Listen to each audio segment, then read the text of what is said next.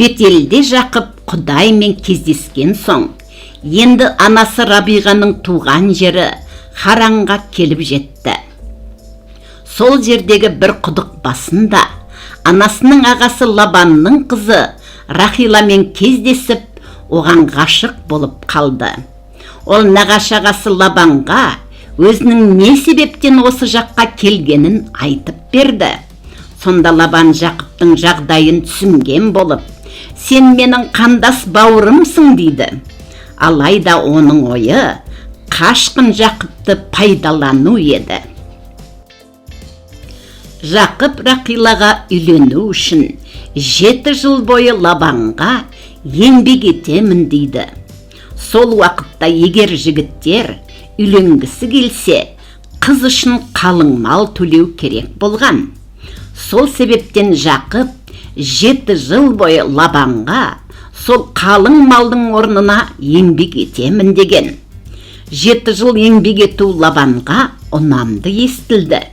Сөйтіп Жақып Рахилаға үйленуді күтіп, 7 жылды күн ертең болады деп еңбек етіп жүрді.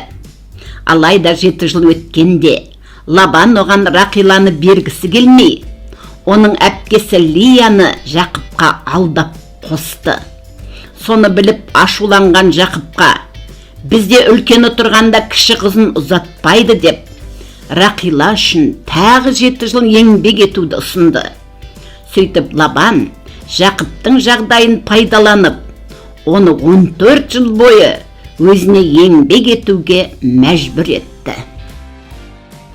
Уақыт өте келе, Жақып пен оның әйелдері балалы болды. Енді Жақып Лабанға өзінің туған жеріне қайтатынын айтады. Шынымен Лабан Жақыпқа бола Құдайдың батасына ие болып, мал мүлікке байығанын түсінді.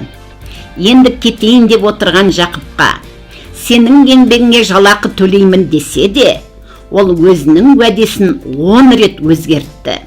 Алайда уақыт өте келе, Жақыптың қойлары көбейді, ал Лабандікі азая берді. Сонда Лабанның ұлдары, Жақып біздің әкеміздің қойларын ұрлап жүр деп ренжіді. Сонда Жақып олардан қорқып, өзінің әйелдеріне Лабаннан көрген қиыншылықтарын айтып, өзінің туған жеріне бірге қайтуды ұсынды. Жақып туған жеріне қарай жолға шыққалы 3 күн болғанда, Лабан соны естіп, 7 күн бойы жүріп, Жақыптың соңынан қуып жетті. Лабан өзіне білдірмей қашып кеткен Жақып пен өз қыздарына ашуланса да, ол Құдайдың өзіне берген Жақыпқа не жақсы, не жаман сөз айтудан сақ бол деген аянын айтып, оларға зиянын тигізбеді. Тек ол үйінен өзінің тәңірлерінің мүсінін алып кеткендер үшін ұрысып, Жақып пен оның отбасының жүктерін ақтарып, соларды іздеді. Алайда ештеңе табалмады. Сонда Жақып, мен 20 жыл бойы қасыңызда болған кезде, күндіз ыстықта, түнде суықта жүріп, ұйқы көрмей, сіздің малдарыңызды бақтым.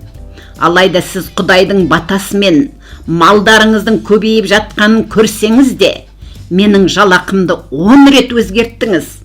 Ибраим сыйынған Құдай, Ысқақ сыйынған Құдай менімен бірге болмаса, мен құр қол кететін едім.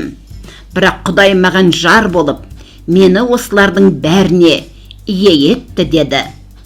Соны естіген Лабан Жақыпқа бір ұсыныс жасады. Олар үлкен тастарды алып, соны ескерткіш ретінде орнатып, бір-бірімізге зиян тигізбей, Құдайдың өзімізді қорғап сақтауын тілейік деп келісім жасасты. Өткен 20 жыл бойы Жақыптың өмірінде әр түрлі қиыншылықтар болды. Әйтсе де Құдай оны қорғап сақтап, бірге болғандықтан, енді Жақып туған жеріне аман есен қайтып орала алған шығар.